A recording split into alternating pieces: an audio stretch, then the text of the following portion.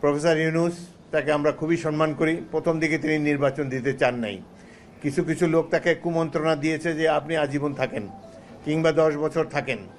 তারও শখ হয়েছে মন্দ কি, এইভাবে যদি পতাকা উড়ানো যায়, এয়ার কন্ডিশনের মধ্যে থাকা যায়, প্রতি মাসে বিদেশ সফর করা যায়, আত্মীয় স্বজনকে মন্ত্রী বানানো যায়, উপদেষ্টা বানানো যায়, রাষ্ট্র ক্ষমতায় যে বেহিসাবি কত ধরনের তৎপরতা দেখা যায়, তখন তারও ধারণা ছিল যে এইভাবেই বোধহয় চলবে। কিন্তু 13 মাস অতিবাহিত হওয়ার পর প্রফেসর ইউনূসও উপলব্ধি করেছেন যে এই দেশে সংস্কার করা সম্ভব নয়, একমাত্র রাজনৈতিক দল পারে এই দেশকে ঠিক করতে।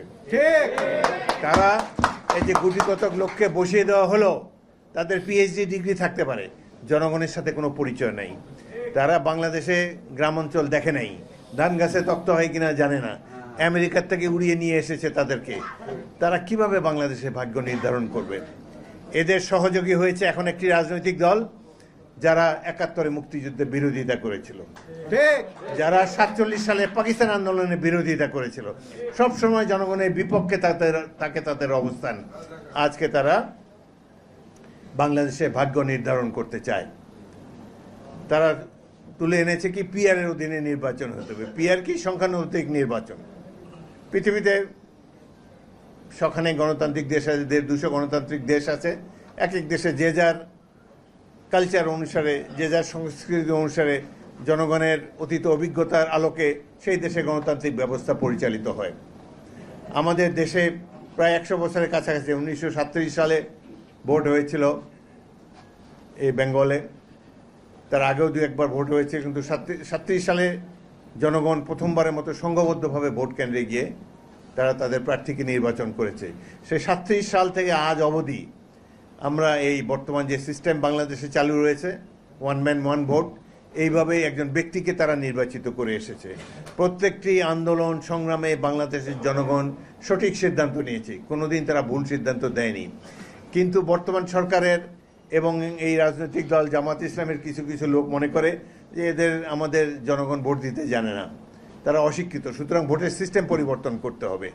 তারা সংখ্যানুপাতিক নির্বাচন বা পিআর বলে একটা ব্যবস্থা যেতে চায়। জনগণের রায়কে সবসময় এই জামাত ইসলামী ভয় পায়। এই জন্য প্রত্যেকটা নির্বাচনে অংশগ্রহণ করে কোনোদিন 17টার বেশি আসন পায় নাই। আমাদের দল বিএনপি যখন লেজে গোবরের অবস্থা হলো, সবসময় বিপুলভাবে 4 বার তো জনগণের ব্যাপক সমর্থন নিয়ে আমরা রাষ্ট্র শাসনের দায়িত্ব পেয়েছি। 1996 সালে অনেক লেজে গোবরের অবস্থায় আমরা নির্বাচন করেও 120টি আসন পেয়েছি। তখন এই জামাতে ইসলামী, আওয়ামী লীগ ঐক্যবদ্ধভাবে বিএনপিকে প্রতিরোধ করার চেষ্টা করেছিল। তো আমরা সবসময় জনগণের রায়কে মাথা পেতে নেই।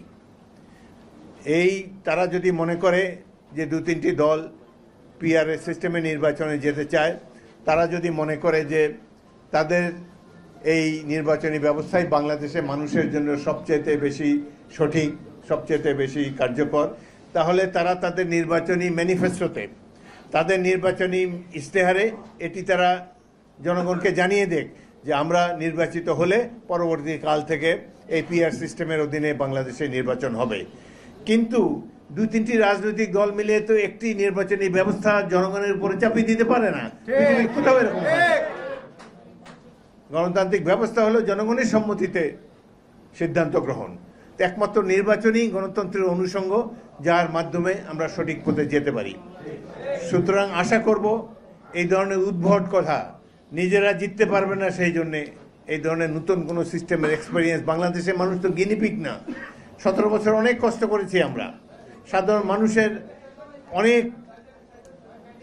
মানুষকে অনেক পরিশ্রম দিতে হয়েছে, জীবনের বিনিময়ে কত পরিবার ধ্বংস হয়ে গিয়েছে। এদেরকে তো এক্সপেরিমেন্ট করতে পারেন না। জনগণের সম্মতি প্রয়োজন, রাষ্ট্রের মালিক জনগণ। আমরা তাদের সম্মতি নিয়ে পরবর্তীকালে যদি যাদেরকে জনগণ আগামী নির্বাচনে, ফেব্রুয়ারি নির্বাচনে জনগণ যাদেরকে ভোট দিবে, তারা দেশকে সাজিয়ে নেক। তারা যেই সিস্টেমে নির্বাচন করতে চায় তারা আগেই নির্বাচনের আগে বলুক, জনগণের রায় পেলে সেই নির্বাচন তারা বাস্তবায়ন করুক, আমরা মাথা পেতে নেব। কিন্তু এইভাবে জনগণের উপর অত্যাচার করে নিজেদের স্বার্থে, নিজস্ব দলীয় স্বার্থে অদ্ভুত নির্বাচনী ব্যবস্থা, যার সাথে আমাদের দেশের জনগণ পরিচিত নয়, এই ব্যবস্থা আমরা চালু হতে দিতে পারি না। লক্ষ্য করেন একটি দল এনসিপি, তাদেরও আওয়ামী লীগের ওই রোগে ধরেছে। আওয়ামী লীগ যেমন ক্লেম করে বাংলাদেশ তারাই স্বাধীন করেছে, এনসিপির এই সদ্য সাবালক এই ছাত্ররা তারাও বলতে চায় যে এই শেখ হাসিনা সরকার নাকি তারাই পতন ঘটিয়েছে। বিএনপির 588 জন সদস্য এই 1.5 মাসের সংগ্রামে জীবন দিয়েছে। এখন তারা মনে করে যে তারাই হলো এই রাষ্ট্রের কর্ণধার, তাদেরই দায়িত্ব এই দেশকে ঠিক করার। কিছুদিন আগে ডাকসু নির্বাচন হলো, এই এনসিপি তো সবাই ছাত্র, তারা ছাত্রদের প্রতিনিধি বলে দাবি করতো, 100 ভোট পায় না এই ডাকসু নির্বাচনে। এরা এখন এই দেশে বলতে চায় পিআর সিস্টেম না হলে নির্বাচনই হতে দেব না। আরে অদ্ভুত কথা, এই দেশে মানুষের কোনো মূল্য নাই, জনগণের রায় হবে না, বাংলাদেশ তো টিকে থাকবে অনন্তকাল ধরে ইনশাল্লাহ। জনগণের কাছে যান, আপনাদের ম্যানিফেস্টোতে বলেন, ইশতেহারে বলেন যে আমরা সংখ্যানুপাতিক নির্বাচন চাই এই দেশে। জনগণ যদি আপনাদেরকে সংখ্যাগরিষ্ঠতা দেয় তাহলে আপনারা এই ব্যবস্থা চালু করেন, আমরা মাথা পেতে নেব। কিন্তু এইভাবে জনগণের উপরে 2-3টি রাজনৈতিক দল ইউরোপ আমেরিকার থেকে আগত বুদ্ধিজীবীদের দ্বারা পরিচালিত হয়ে এই ধরনের সিস্টেম করতে দেওয়া বাংলাদেশের গণতন্ত্রের জন্য অত্যন্ত ক্ষতিকর হবে। আমরা দেশের সর্ববৃহৎ দল, রাজনৈতিক দল বিএনপি, আমরা কখনোই এটিকে সহ্য করব না। বর্তমান সরকারের বিলাস বেসনের কোনো কমতি নাই। প্রফেসর ইউনূসকে আমরা সম্মান করি, তিনি দেশের গৌরব, কিন্তু রাষ্ট্র চালনায় তিনি সফলতার মুখ এখনো দেখতে পাননি। সফলতা পান না পান, ব্যয় সংকোচটাকে করতে হবে। 104 জনকে নিয়ে তিনি কেন জাতিসংঘে গেলেন? 10 মিনিটের একটা ভাষণ দেবেন। আমি জাতিসংঘে 2বার গিয়েছি এই ধরনের মিটিংয়ে। আমি বাংলাদেশ প্রতিনিধি দলের নেতৃত্ব দিয়েছি CSD 8, CSD 9-এ। সেখানে বিশেষ করে এখন যে অধিবেশন চলে, অনেক রাষ্ট্রের যারা কর্ণধার তারা জানি না এখানে। এটা একটা মেঠো বক্তৃতা দেয় 10 মিনিটের, এটা কেউ শোনে কেউ শোনে না, কোনো গুরুত্বপূর্ণ রাষ্ট্র হলে শোনে। এবং বিশেষ করে বাংলাদেশ যখন বক্তৃতা দেয়, দুঃখ হলেও সত্য, অতীতের সরকারগুলোর আমলে, প্রেসিডেন্ট জিয়াউর রহমানের সরকার ছাড়া অন্যান্য যেসব সরকারের আমলে জাতিসংঘে গিয়েছে বাংলাদেশ প্রতিনিধি দল, বক্তব্য দিয়েছে, ওই সময় লোকজন উঠে চলে যেত। ওরা লিস্টে দেখে যে এই দুর্বল রাষ্ট্রগুলো কখন বক্তৃতা দেবে, ওই সময় কেউ থাকে না জেনারেল অ্যাসেম্বলিতে। এই ধরনের একটি অপ্রাসঙ্গিক একটি মিটিংয়ের জন্য 104 জনের বিরাট লটবহর নিয়ে গিয়েছে। এটা বাংলাদেশের জনগণের ট্যাক্স পেয়ারের অর্থের অপচয়। তার প্রেস টিমের 5 জন গিয়েছে, অন্যান্য সাংবাদিকরা তো গিয়েছে। এটা তো আপনার আমাদের অর্থের অপচয়। এইভাবে মাঝখানে তার বোধোদয় হয়েছিল, তিনি 54 জন নিয়ে গিয়েছিলেন, অ্যাকসেপ্টেবল।